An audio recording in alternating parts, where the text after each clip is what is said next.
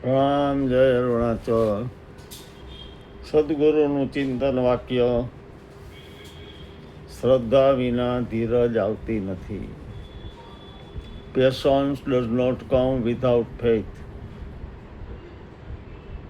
ધીરજ કેવી?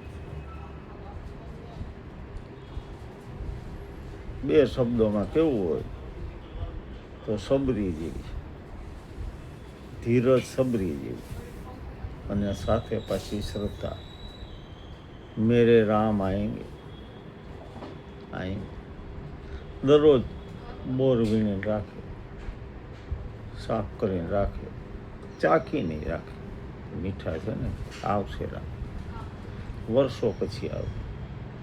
પણ એ પ્રતીક્ષા, શ્રદ્ધા સાથેની પ્રતીક્ષા. ધીરજ આવે. ગુરુદેવ કહે છે શ્રદ્ધા વિના ધીરજ આવતી નથી. શ્રદ્ધા મતલબ ટોટલ સરેન્ડર, શરણાગતિ. એ શ્રદ્ધા તો ધીરજ આવે. અને ધીરજ એટલા માટે આવે કે આજે છૂટવાનું છે, જેનાથી મુક્ત થવાનું છે. 5 કર્મેન્દ્રિયો દ્વારા જે કાંઈ બન્યું છે, જન્મો જન્મના સંઘર્ષ બાદ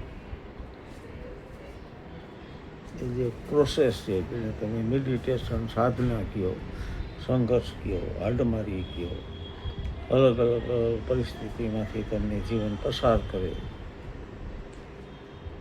અને એમાંથી તમારા ગંતવ્ય સ્થાને પોતાના અસલી હુંને ઓળખીએ ત્યાં સુધીની યાત્રા.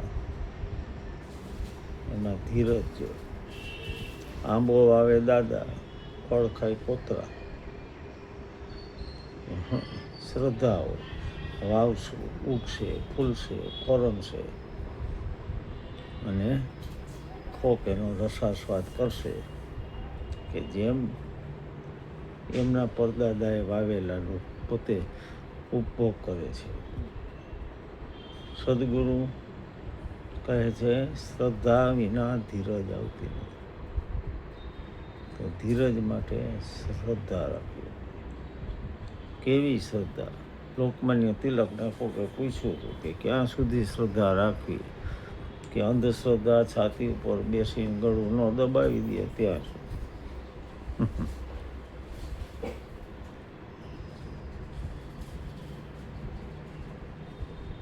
વિચારજો આ વાક્ય ઉપર, આપણા મંતવ્ય મોકલજો.